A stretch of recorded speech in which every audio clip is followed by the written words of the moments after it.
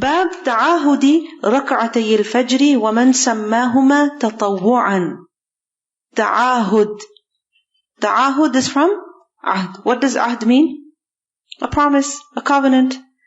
Now, ta'ahud is to make a habit of doing something. How is that related to ahd? Because it's like an ahd that you have made with yourself. That I am always going to do this. I'm not going to leave it. It's when you make a habit.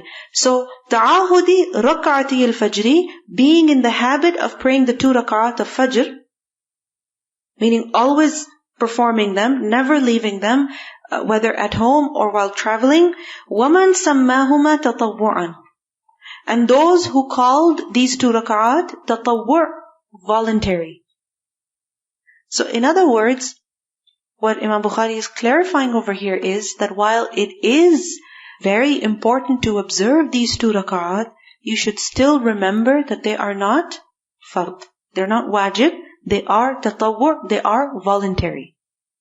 So if, for example, if a person is unwell, alright, and they're not able to get up in time and pray the 2 rak'at, they barely have the energy to pray 2 rak'at of fajr, the fard, is that okay? Yes.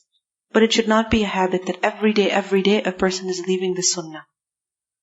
Okay? Sometimes leaving it, understandable. But leaving it completely, that would not be correct. حدثنا بيان بن عمرو حدثنا يحيى بن سعيد حدثنا ابن جريج عن عطاء عن عبيد بن عمير عن عائشة رضي الله عنها. عائشة رضي الله عنها reported قالت لم يكن النبي صلى الله عليه وسلم على شيء من النوافل أشد منه تعاهدا على ركعتي الفجر.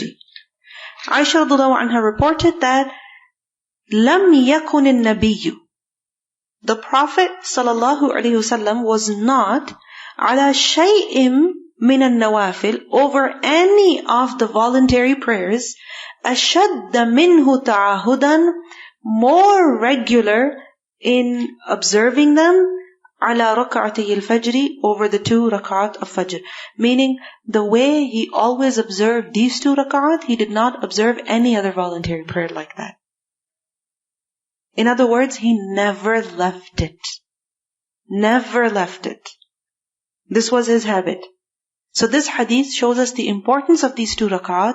If the Prophet ﷺ would never leave them, yes, it's not fard, but it's not something that can be abandoned completely.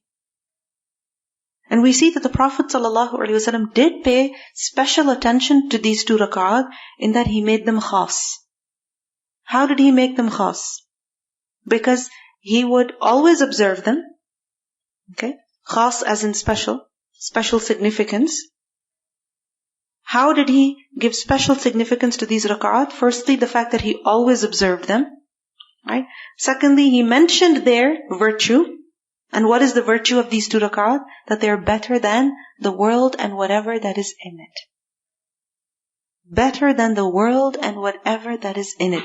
And how long does it take to perform these 2 rak'at? Not very long at all. Because thirdly, we see that he made these 2 rak'at khas by performing them with takhfif. What does takhfif mean? To make something light. Meaning very short, very quick. Very short and quick. As we will see in the next bab, that sometimes Aisha radiallahu anha would wonder, did he even pray Surah Al-Fatiha? Meaning he prayed it so quickly that she would wonder if he even prayed Surah Al-Fatiha. So we see that the Prophet ﷺ attached special importance to these 2 rak'at. Now the question is, Bab ma yuqra'u fi rak'atay al-fajr. What